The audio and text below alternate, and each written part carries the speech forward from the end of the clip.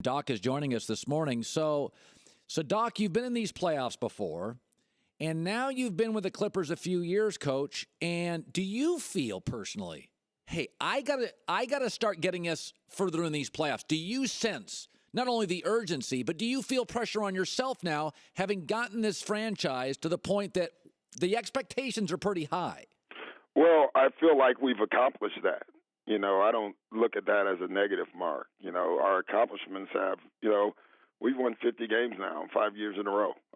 We have established ourselves as a good franchise, and now our next step is to move forward. I don't, Colin, you know me a little. I don't look at it as more pressure than we've already put on ourselves. It's not because we haven't, it's because we want to. You know what I mean? I don't think there's any pressure. My gosh, we haven't done it.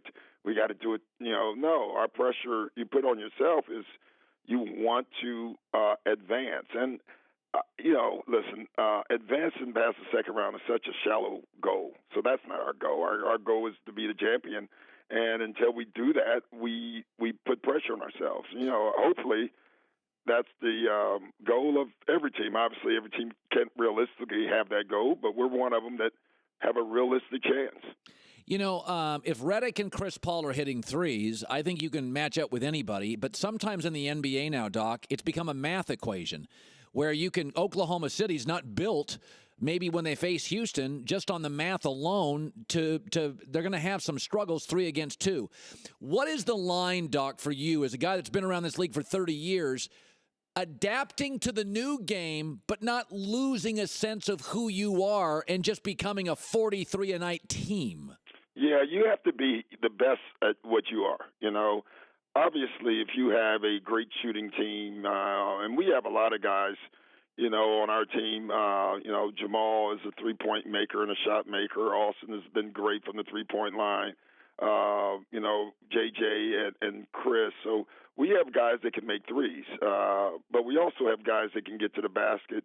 But our biggest gift is our size and our athleticism. And so we can't go away from who we are. And so to us, it's pace and power. And pace and power will lead to threes, and it will lead to layups. And that's what we have to do. Last night's game meant something to you. So as my daughter was going to the game, I said, well, they're going to play Chris Paul and Blake Griffin, and you're going to play your stars. Part of me, Doc, I don't like stars resting, but I do see LeBron's minutes. I would hope that guys would want to play, but I also understand 2017 and the science. Like, I'm not going to be one of these guys that says, what about a fireman? There is science now that guys are better physically late when they take a handful of games off. Where do you fall on this? And I know you've been asked it a dozen times, but where do you fall? You've got a team of veterans. Chris and Blake got a lot of miles, Coach. Yeah, listen, I'm right in the middle. I go back and forth on it. I completely trust the science. There's days where I think we're on the other side. This is new to everybody, over the last 3, 4, 5 years. Heck, I guess I was doing it in Boston. I was sitting Pierce and Garnett and Ray Allen with no scientific evidence. I was just looking at them, and it's like, these guys are old as hell. I'm going to sit them in this game. I was just thinking that's what you should do. Having said that, the great news that I don't think a lot of fans know, most players hate being set. Going to Kevin Garnett, Colin, to tell him he's not playing tonight was like pulling teeth. And same thing with Blake. Blake has a fit when we told him early in the game, early in the year, we were sitting him for a game. His look, I thought, was going to kill us. I actually think that's good. I don't think fans know that, but most players don't want to sit. It's more us, the science, and all that. I do think there's a issue though with this, and we have to figure it out. A fan that brings his family to one game, and that one game is to see LeBron or to see Chris Paul or whoever, and they don't play. That's a problem.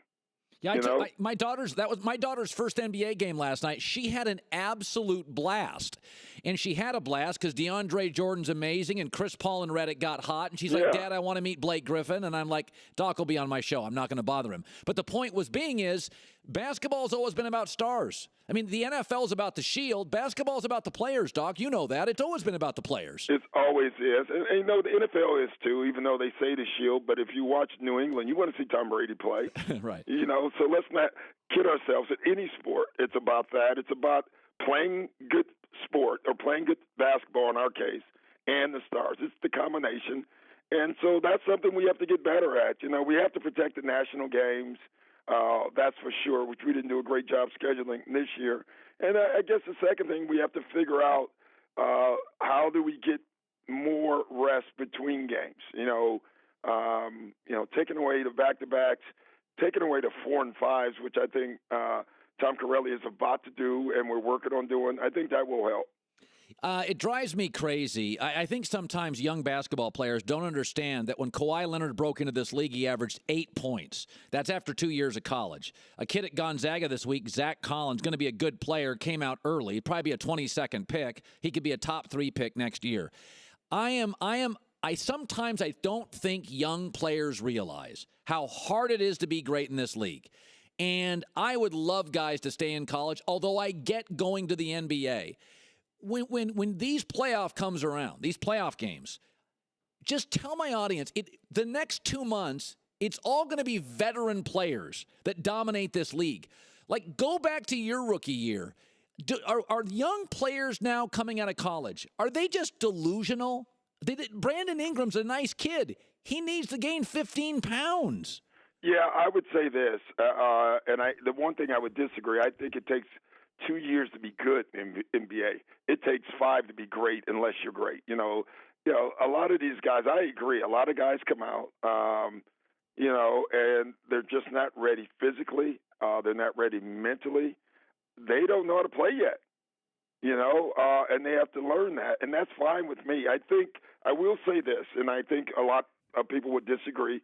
I think you'll learn more playing basketball in the NBA than you ever will in college. What about D-League? What about D-League? Like the D-League is going to be good.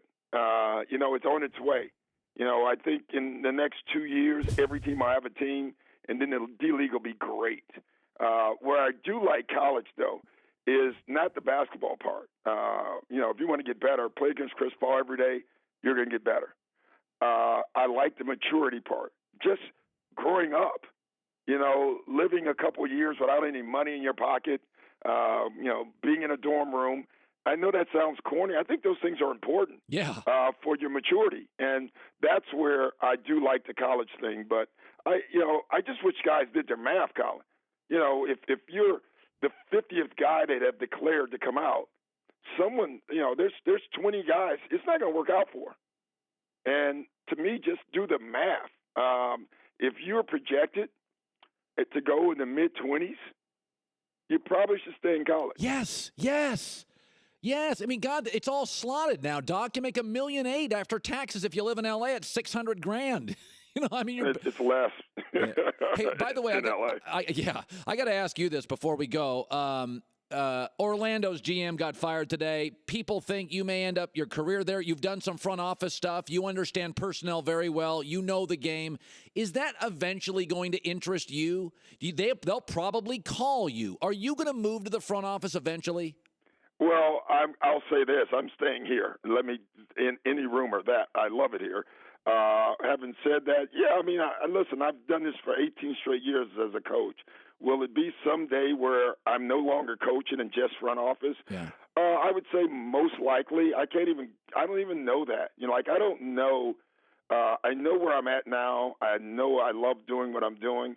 And then after that, I'm not sure what I'm going to do. But clearly that time will come. Yeah. All right, Doc. By the way, I got 30 seconds. What'd you make your first year in the league?